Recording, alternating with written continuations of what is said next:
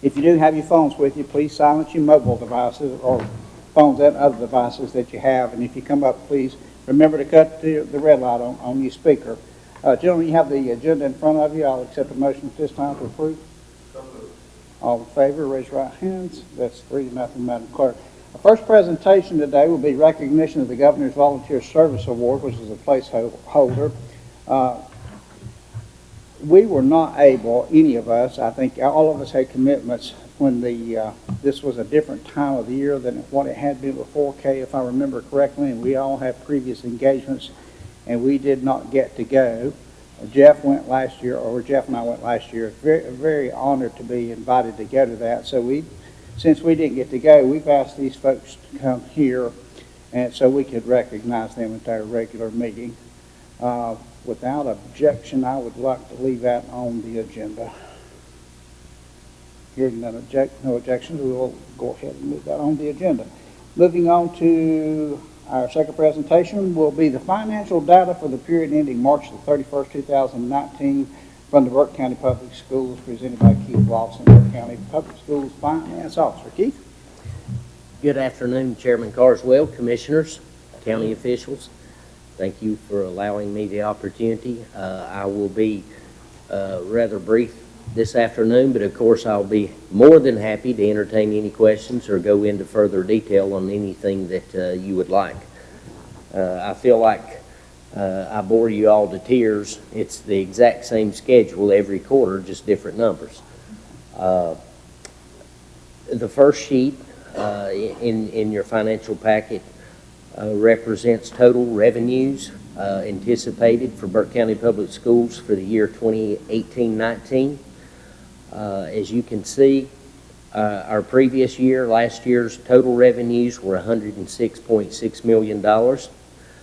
We had estimated that the 18-19 current year's revenues would come in at around $108.2 million, representing a 1.5% increase. Further to the right, under the March year-to-date header, we have our current expenses, which are $81,861,000 versus the previous year of $78,518. That represents a 4.3% increase over the previous year, same time period. We have received 75.7, so just over 3/4 worth of revenue at this point. We're slightly ahead of last year by about 0.3%. We were right on target last year. So that 0.3% represents about $275,000 of additional expense over what we had anticipated. The next sheet represents specifically our local budget. The top section of the schedule are expenses by category of regular instructional support and development, other governmental units, and a balancing line of revenue over and under expenditures, which in other terminologies, our fund balance or our savings account. You have historical data. What I will call your attention to, if you go to the very far right of this schedule under the top section, you'll see year-to-date through March, $12,203,000. Specifically, just above the $12 million number, again, fund balance, $1,142,000. That's virtually the same number as through 3/4 of last year. As you all are well aware, last year we ended the year and you used $98,000 of fund balance. So we anticipate, given these results through March year-to-date, about the same results to close out this fiscal year. That being said, I'll entertain any questions you may have. All right, gentlemen, questions for Keith? One quick one. If legislation passes for the $15 per hour for everybody, how's that going to affect your budget? Our local budget, of course, which the state does not fund, that we would be dependent on you all to help support if indeed that were to happen. From what I can recollect from our previous meetings, I believe it's about $300,000. It's not, I know facing the budget request that you all have this year, that's substantial. 300 new money? It's 300,000 of new money, yes, sir. That would be correct. Any other questions or comments? All right, hearing none, without objection, we'll leave this on our agenda. Thank you, kind sir. Thank you. Appreciate it. Moving on to our next presentation will be Western Piedmont Community College, presentation of the financial data period ending March the 31st, 2019, presented by Sandy Holman, Chief Financial Officer. Welcome, Sandy. Thank you. Good afternoon, everyone. Hope you're doing well. I feel like Keith, in some ways, I present the same information each time we're here, but we'll go through this fairly quickly, and if you have any questions, I'll be happy to answer those. Looking at our state, this is the financial position through March 31st, 2019. Our state budget is currently at $14,752,952, in which we have spent $10,769,901, or 73% of the budget through March. Our county funds, the budget is $2,553,000, and we've actually had expenditures of $1,645,642 at 65% at March 31st. This is a little bit down. We've got some cost savings due to some position vacancies. We've lost a few people to Burke County Public Schools, 3 of our maintenance positions. So we have had some vacancies in that area, and we have held off on the full-time position in security that we wanted to hire this year. So those are the reasons that is currently below 75%. Institutional budget, we have budgeted $5,789,520, and we have spent $4,801,144, which is around 83%. This is normal for our institutional budget because most of the expenditures are really for fall and spring semester, and a lot of those expenditures will come through the 75% point. So whereas state and county, we actually spend more in the last quarter, and with our institutional funds, the second and third quarter are actually the larger spending months. If we'll go to the next page, you'll see our county expenditures broken out between the categories. The top 3 make up 70% of our budget, which includes salaries and benefits at 26.5%, utilities at 28%, and contracted services at 15.8% through March 31st. A few projects that we've had on slate this year have been delayed due to all the rain that we had in the second quarter and the third quarter going into the new year. But during the fourth quarter, we expect the Pfeiffer Hall roofing coating to be completed, and then door repairs that we have in process that go along with the door access controls. We've had to repair some of those exterior doors for that project. Tomorrow we are having our active shooter drill on campus, so I did want to let the commissioners know that, especially if you hear anything. It is just a drill. We have attempted to get that information out through media release, our webpage, and social media, but we know someone will say they didn't hear that, and we'll hear something. So we want to try to get that out as much as possible. We do appreciate your support in that project because it's been eye-opening, and especially after the incident last week at UNC Charlotte, unfortunately something that we have to consider. The facility master planning is starting to be underway, and we'll be in contact with some of the commissioners because we do want to have commissioner representation on our facility master planning as well as we move further into that. So that's our budget report through March 31st. I'll be happy to answer any questions. Questions or comments for Sandy? All right, hearing none, without objection, this will remain on the agenda. Thank you, Sandy. Thank you. Have a great afternoon. You too, ma'am. That concludes our presentation. Moving on to item number 4, scheduled public hearings from Community Development, Zoning Map Amendment, ZMA 2019-02, and a public hearing presented by Scott Carpenter, Deputy County Manager and Planning Director. Scott? Mr. Chairman, board members, and Ms. Kay. It's Good to be here. We have one item. I have one for rezoning, and this is a rezoning application that we received from RQW Properties to rezone one parcel of land, which totals 8.23 acres. The request is to rezone the property from its current zoning of industrial to R2 residential. The parcel is also within the I-40 overlay district and actually abuts right up to the right-of-way there. As far as the site goes, the parcel is described as follows. The 911 address of the parcel is listed as 7600 Franklin Street, Conley Springs, North Carolina. And although the property is zoned industrial, there are no industrial or commercial uses or structures on this property. The primary structure on the property is a single-family residence that was built in 1941. And there are also several accessory buildings that support that residence. There is approximately 2.5 acres of wooded area on the property, and the remainder is cleared and pasture. The residence is on private well and on-site water disposal septic system. The property is located within the Lake Hickory water supply watershed, and it's within the Eichard Fire District. The parcel is accessed by just a 10-foot wide right-of-way and easement, which I'm sure you know that for industrial, that should definitely be at least a 50-foot easement for ingress and egress. As far as the surrounding area goes, the land uses in the surrounding area are a mixture of industrial and residential uses. There are also several vacant parcels in the area as well. There are 2 industrial zone properties adjoining the subject parcel.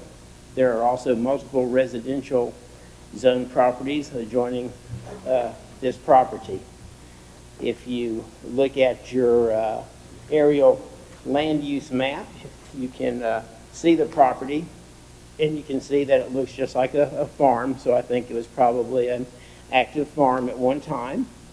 And it does fall within 2 of our future growth areas, which are shown there in green, so it is in conformance with those plans. And if you look at your current zoning map, you'll see how it abuts directly with, to the east, industrial and light industrial, and everything else in the whole area is R2 residential, just like this property is requesting. So, of course, there would be a requirement for a statement of consistency. The planning board did meet on this, and they voted 5-0 to make a recommendation to this board to approve this rezoning request. And I'm happy to answer any questions you may have. All right, questions or comments for Scott? Just one, I'm looking at this, and I'm in agreement. I was actually surprised it's zoned industrial to start with, because it doesn't have public water and sewer. And like, as you said, the access is very limited, so I think it's, more reasonably, it's a reasonable request to be rezoned to R2. Other questions or comments? Hearing none, without objection, this item will remain on the agenda. Thank you so much, Scott. We'll just wait for them. All right, moving on to our consent agenda. Item number 1 on the consent agenda is reappointment of the tax administrator. Gentlemen, the Honorable Danny Eisenhower currently serves as our county's tax administrator. He was appointed by the board in 2011, again in 2015 for 4-year terms ending on June the 30th, 2019. It is our responsibility under North Carolina General Statutes 105-294 and 105-349 to reappoint a tax administrator to this position. And if we so desire to do that, we would reappoint Danny as the Burke County Tax Administrator effective July the 1st, 2019 for a 4-year term. Any questions or comments on this item? Hearing none and without objection, this item will remain on the agenda. Moving on to item number 2 is the appointment of someone to the Animal Advisory Board presented by Ms. Kate. Kate. Thank you, Mr. Chairman, members of the board. This is a request to appoint Dr. Linda Chakowski to seat number 2 on the Animal Advisory Board. That seat is for a licensed veterinarian, which she is. The term would be to complete a very short, unexpired term ending July 30th, 2019, and then that would come back at that time for reappointment for a full term. Questions or comments for Kay? Hearing none without objection, this item will remain on the agenda. Moving on to item number 3, Community Development, the County Park Restroom, presented by Scott Carpenter along with Shane Frisbee, our Operations Manager. Gentlemen. Thank you, Mr. Chairman and members of the board. The Board of Commissioners appropriated funds in FY19 for the Community Development Department to construct a restroom at the Funaflora County Park Trailhead. Because of the higher than expected contract price for the White Creek Covered Bridge, the Community Development Department was instructed by the Commissioners to move forward with the bridge project and return to the board with additional costs for the restroom. We priced out different options. The best option that we found is a 2-restroom flushable unit with well and septic from CXT. This is on state contract pricing, and it is total $65,000, which includes engineered stamped sealed designs, the fixtures, everything included, prefabricated, shipped, and installed. And then be an additional $35,000 for well, septic, and all the site prep for the restroom. So with the remaining funds that have been appropriated, we would need an appropriation of an additional $82,000 to cover the difference. All right, gentlemen, your presentation. Questions or comments? Well, it looks, to me, the design and everything looks good to me, and it looks like it's very durable. I assume you've done your homework on that, because there's going to be, obviously, a lot of traffic. There's actually 3 of these in Hickory, and Miles, who works for us, of course, purchased those and installed them, and they have virtually 0 maintenance. So we do have a history with those. Okay. And they're real easy to put in as well. Okay, good. Thank you. Much needed.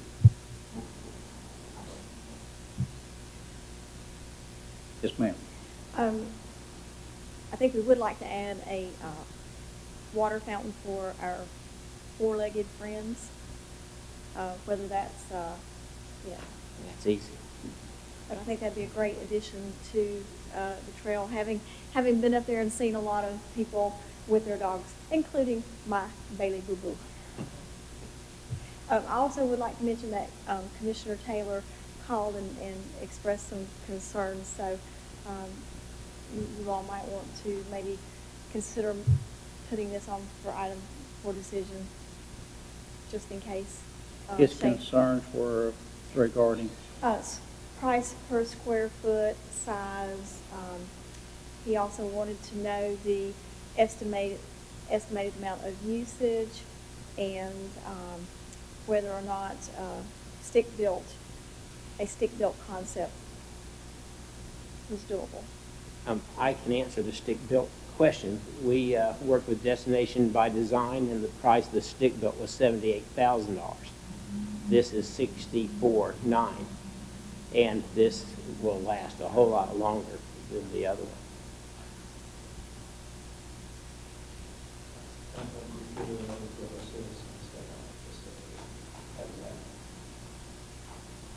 I was getting ready to say something very inappropriate, like I've never sat on a $35,000 throne, but I'd be happy to. You know, if you're out there and need one, I think that would be quite nice myself.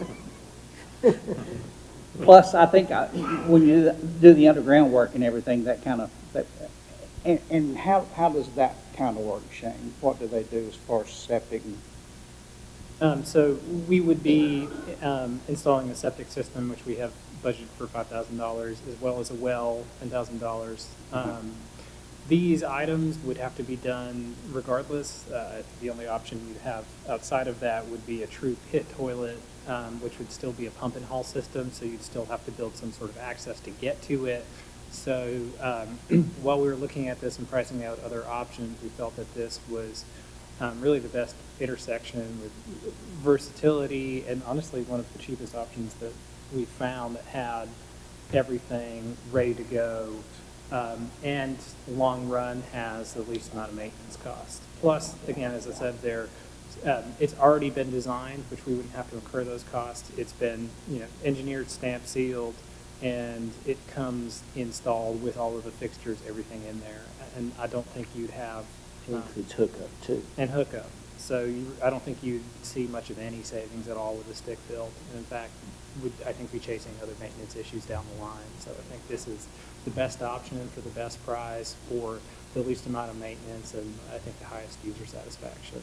And the other thing is, since we're going to be putting in water out here in well, hopefully we'll get the capacity out of the well so that if we start expanding over here in this area with other amenities, we'll have water already there. And just for clarity's sake, Kay's great idea as usual. For our four-legged friends, because I go up there a lot too, and there's a lot of traffic with our animals. And how simple is it to put access in there? I mean, what would that look like? My guess is you'll probably come off the same water pipe as where the drinking fountains are right there, and it'll run down onto the ground, and there'll be a silver stainless steel, Very simple to do. yes, bowl there that'll be able to be flushed out to clean it. Sure. And That's- there's a similar setup at the restroom at Catawba Meadows, Okay. where it has two drinking water fountains and a dog fountain, all as one unit. So there's a lot of ready-made options that fit right into the fixtures. And I think it would be a very minor price change of $200-300. It's just a guess. Maybe Probably five. 500. Yeah. Any other questions or comments? Yes, sir. Does that change the price, the amount that you need appropriated? I'll make it up somewhere on the project. We'll clear the site and we will have it stumped and everything else ourselves. So we'll hopefully cut down on that end. As a matter of fact, we've already started clearing some over there. This has to have a large swath cleared. You have to have two semis side by side to bring in the unit and a crane to lift it off and place it on. So, And we would have to bring in a well truck anyway, which would have about the same requirements. yeah, 60,000 pounds. And we did include a 5% contingency on the total price. I'm going to consider Commissioner Taylor's phone call to you as an objection to this being on the consent agenda. Therefore, I'm going to ask that it be moved to the decision item so that he can make his vote. All right, gentlemen, thank you so much. Thank you very much. Thank you. Moving on to item number 4 from Health, the approval of service contracts for the Department of Justice Adult Drug Court Grant, presented by Ms. Lisa Moore, Public Health Educator. Lisa. Hello, good afternoon. So in November, Burke County was notified that we received a Department of Justice grant for adult drug court for implementation. It is a $500,000 grant for 4 years. As part of your packet, you received copies of 2 contracts for treatment and recovery support services as part of this grant. One is from the Cognitive Connection in the amount of $298,706, and that is for outpatient and medication-assisted treatment.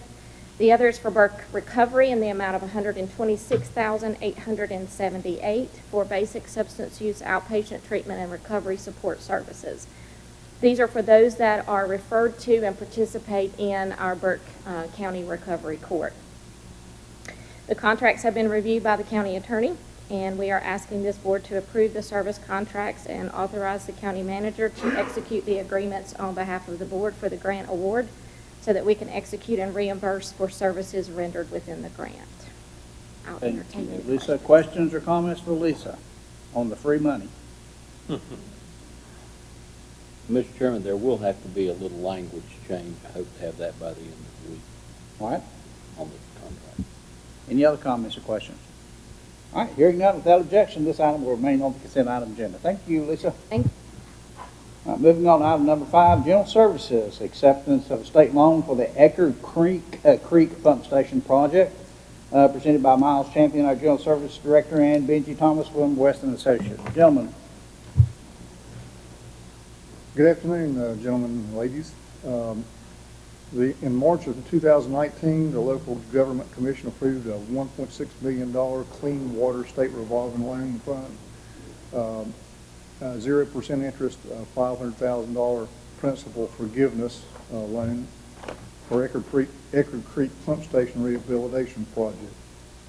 This project will replace the pumps and equipment at the Eckerd Creek Pump Station in Eckerd, along with 7,600 feet of force main pipe that connects the pump station to the gravity sewer system.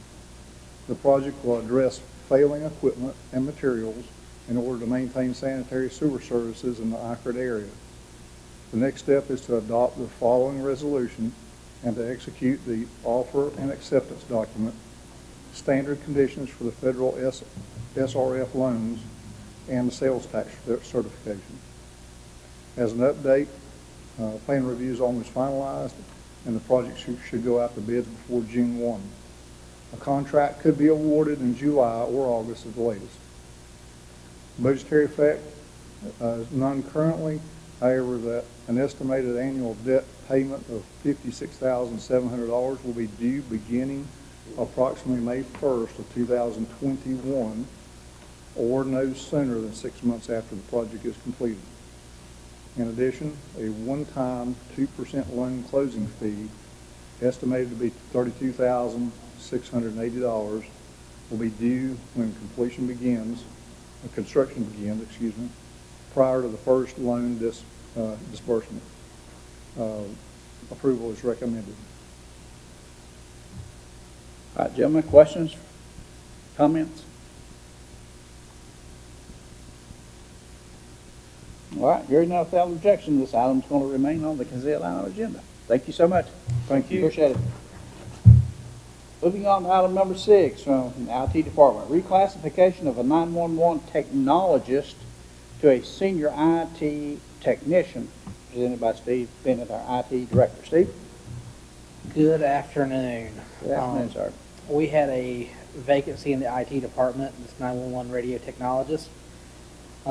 We did some internal reviews looking at the requirements, and after consulting with Rhonda, we really felt that classifying this as a senior IT technician with the reflective pay grade would be more reflective of the job, since it's a more overall rounded IT position than a radio specialist. So that's what we're asking for today, is to reclassify the position as a senior IT specialist as a pay grade 22, so it's coming down from a 24. Questions or comments for Steve? Hearing none, without objection, this will remain on the consent item agenda. Thank you, sir. Yes, sir. Moving on to item number 7, Juvenile Crime Prevention Council approval of the county plan for Burke County and funding allocation, presented by A.J. Katu, JCPC Administrator. A.J. Good afternoon, ladies and gentlemen. As you know, you have charged the Juvenile Crime Prevention Council with fulfilling the general statute requirements to provide agencies that address the needs of delinquent and at-risk youth. To that end, the Burke Council and their subcommittees have surveyed the Burke agencies. They reviewed the related state data, went through those rather handily, I must say, identified gaps in the local services. They have prioritized the needed services, legally advertised for agency proposals to fill those gaps. Then they vetted those different agencies to make sure that those agencies complied with state requirements. They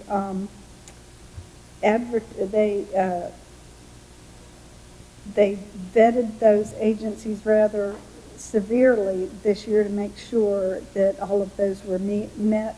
They've monitored the programs as required and provided on-site review of the funded agencies which they recommended to you gentlemen in the form of disbursements of funds, and all of that is included in the annual plan that you received from the council for the 2019-2020 fiscal year coming up. So that is before you for your, senior moment, consideration, approval, a word that means that, a signature so that we can send it to the state. Questions or comments for AJ? Hearing none, without objection, this item is going to remain on the consent item agenda. Moving on, item number 8 is approval of the fiscal year 20 Juvenile Crime Prevention Council certification. AJ? Right, that the state requirements also require that we provide basically proof that we met those requirements in terms of the council members, the composition of the council's members, how long they serve, whether or not all of the agencies have different forms of best practice elements, and of course require that you all say that there are no overdue taxes due in this area, and that sort of thing. So that is the certification that you received with the annual plan. And again, we are presenting it for your approval. Questions or comments for AJ? Hearing none, without objection, this item is going to remain on the consent item agenda. Thank you, ma'am. Thank you. Have a great evening. You do the Moving same. on to item number 9 from the Tax Department, our tax collection report for April 2019, and also item number 10, the release refund report for April of 2019, presented by Danny Eisenhower. Danny? Good afternoon, gentlemen. First off, let me say thank you for your vote of confidence in my reappointment. Tax collection, we'll start off with the property tax. We're just over 100% collected of budget. So you'll see the balance to collect is none.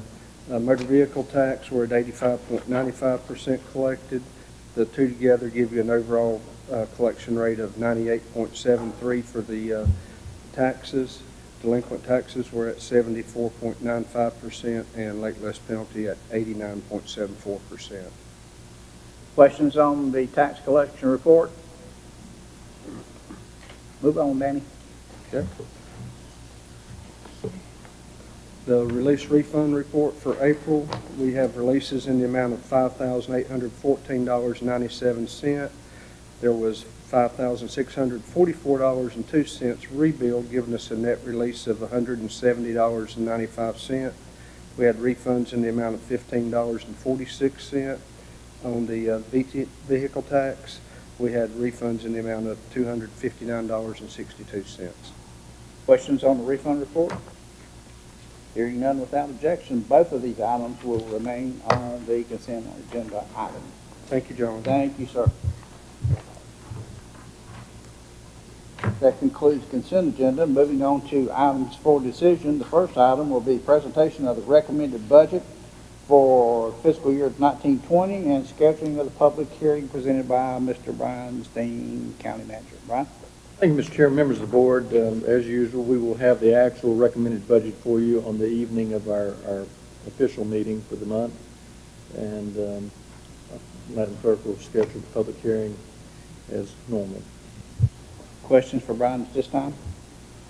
Hearing none, without objection, this item will remain on the agenda. Moving on, item number 2, County Manager, creation of animal services positions, presented by Brian. Thank you, Mr. Chairman, members of the board. The real work was done by the clerk and our HR director. This is in regards to what has been requested of us by this board to take over animal control. I think there are 3 actual full-time positions, which would be the addition of 2 beyond what they have in the office staff now. And we will have that included into the budget, but we will need the board to approve the positions before we can actually advertise and begin the process to search and find employees to help us with the shelter and increasing adoptions, as is, I think, one of the focal points of the board in taking over animal control from the sheriff's office. Questions or comments for Brian? I'd like to make one comment here, Brian. It's about our clerk. We were fortunate enough to do a presentation to WLOS TV in Asheville, North Carolina, who had saw some really sad remarks on the social media about Burke County, as we were described as the killing center of the world. And some people had been misinformed. So we were able to sit in Brian's office and let the TV station do an interview, and I felt that it was more appropriate to let Kay do that interview, since she had spent so much time putting together just what I consider the best report anybody could ever ask for.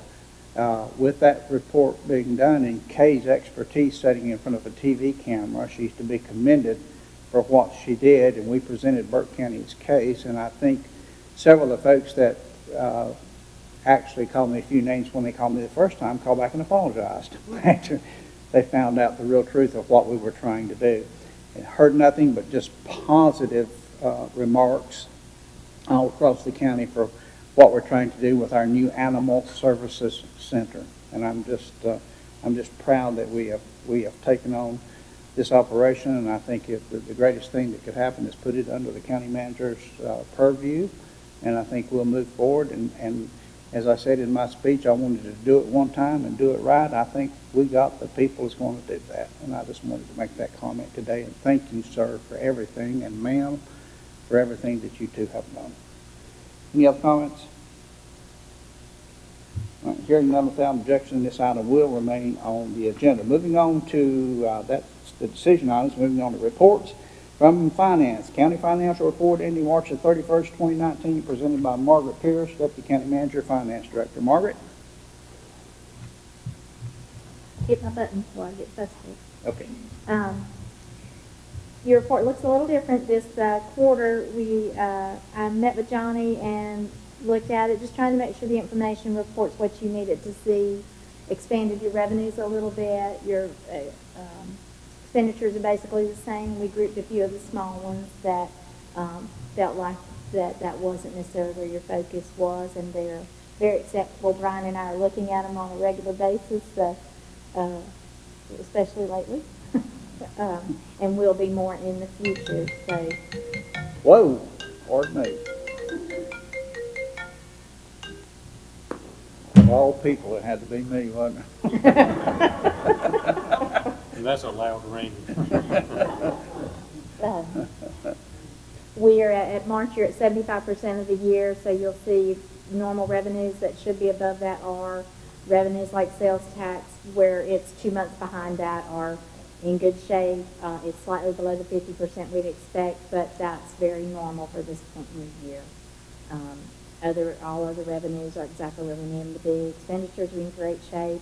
We are, some are slightly below, such as the library, but that has to do with the project for Valdez that raises their budget at this point in time, but the expenses haven't quite all come through. Are there any questions or comments or concerns about the new report? Questions or comments? I did ask Margaret, and I really wanted you to take advantage of the bottom part of the report where it says a sales tax summary by article. We've never been able to see that before, so I asked her to put the 39, 40, 42, and 44 in there. I think this really tells the story of how good Burke County is doing when you look at those numbers, and then you go back up in the original report versus the sales tax number itself of $7 million. And Margaret, if you'll take a moment to just separate us on those and give us a little clearer explanation, I would appreciate it. Article 39, of course, has been in place the longest. It's 1 cent. It is the article where they reduce you for the city hold harmless due to the Medicaid swap back years ago. So our revenue is really doing well there, but where that has a negative impact is as our sales tax goes up in 39, so does our reduction for the hold harmless to the cities. So it doesn't show the great growth that it's really had. All of our sales tax right now are running a little over 4% up for the year. 39 is running a little probably about 4.5%. 42 is running about 3.89%. So they're all running in great shape. 40 and 42 are half-cent sales tax, and they make up your 2 cent, 39, 40, and 42. 44 is somewhat of a hold harmless that Burke County receives. It is where the state made the decision a few years ago that perhaps some of the other wealthier counties' sales tax could assist counties that weren't seeing the same growth and had some other needs that they might not be able to fund. So that money actually is not generated from sales tax here in Burke, but it's from some of our friends. It is one that Watauga always gave through the state. I say gave generously because you don't get a choice, to other counties. So Burke is the recipient of that fund, is where 44 comes from. Any questions on the explanation of the sales tax? And for everyone's benefit, can you tell us, when you say hold harmless, Okay. what that explanation is? When the state proposed to take over Medicaid expenses from the counties, they were willing to do that if we gave up part of our sales tax. So in that swap, what came about was cities went, well, wait a minute, we're not giving up an expense, so why should we give up a revenue? So the counties are required to hold them harmless, and they do a calculation that shows what they would have received in sales tax if it was still there, including growth, less some other factors such as population changes and certain demographics, and then the cities receive funds. They take it from our 39 and give it to the cities as a hold harmless because they didn't, and it makes sense, they didn't reduce their expenses like we did. So that's where that comes from. Any other questions? All right, hearing none, let's move on to the enterprise funds. Sorry. Those are your water and sewer and the solid waste collections and disposal on those. They are all running as well where they need to. I think water sewer revenues are doing a good job, and they really, the new meters are in place. They're doing a good job. Miles could tell you more about that, but things have really seemed to improve and settle down with the change in the meters. Those warranty issues with the old meters are really causing some challenges for them, and we are seeing that has leveled out now on those. Your solid waste and solid waste collections are in good shape, and I was speaking with David Ingram over at the landfill this morning, and we will probably see some decent increases. They're taking in quite a bit of C&D from the demolition of the building for the new science and math school, and there's a couple of other homes that I think Morgantown has been demolishing that will be quite a bit of additional that wasn't anticipated there. Right. Any questions on those? Questions, comments? All right, hearing none, without objection, these items, I got them all, didn't I? Will remain on the agenda. Okay. Let's see. Let me make a couple reminders. County Assembly Day is tomorrow. Right now, I know Brian and I are going. Wayne, not sure yet. Okay. We have ethics training for Maynard and Wayne at the COG on May the 22nd. So, gentlemen, please be there for that. Our White Creek Covered Bridge up at the Linville Access area, May the 24th at 10 a.m. I encourage everybody to be up there for that beautiful bridge. I think the pictures are floated around, and I mean, everybody in Burke County is thrilled with that one. Remember Memorial Day on May the 27th. Our budget meeting will be on May the 30th at 3 p.m., which is what day of the week, Kay? Yeah, whatever that day is, May the 30th at 3 p.m. Thursday. Thursday, May the 30th, 3 p.m. Our pre-agenda and budget meeting on June the 4th at 3 and 4 p.m. And then again, if necessary, a budget meeting on June the 6th, 3 p.m. if necessary. Any questions on the dates we need to remember? All right, what we'll do at this time, I'm going to accept a motion to adjourn, and we will just mill around to 4 o'clock when I'll have to start back our recess meeting at 4 o'clock. So at this time, I'll entertain a motion to adjourn. All in favor? That's 3-0, okay? So we'll stand here till 4 o'clock.